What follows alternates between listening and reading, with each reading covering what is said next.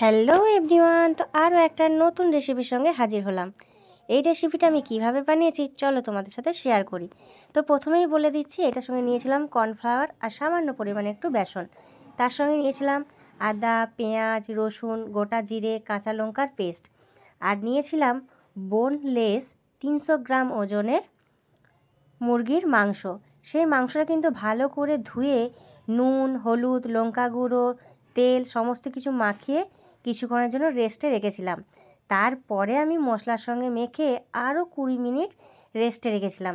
তো দেখো, এখানেই দেখো তোমরা বুঝতে পারছো মাংসটা কতটা পরিমাণে নরম হয়ে গিয়েছিল। এরপর কড়াইয়ের মধ্যে সামান্য তেল দিয়ে তেলটা যখন গরম হয়ে যাবে তারপর একে একে আমি ছেড়ে দিলাম।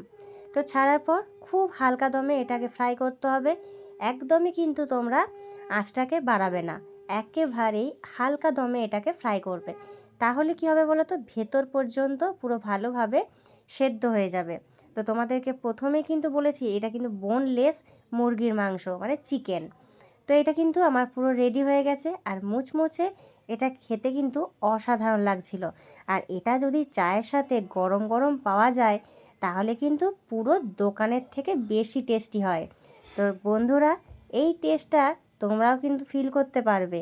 যেমনভাবে বললাম তোমরা বাড়িতে চটপট করে বানিয়ে নেবে। তো বন্ধুরা, আমার এই খাবার রেসিপিগুলো তোমাদের কেমন লাগে অবশ্যই কমেন্টে জানিয়ে যাবে।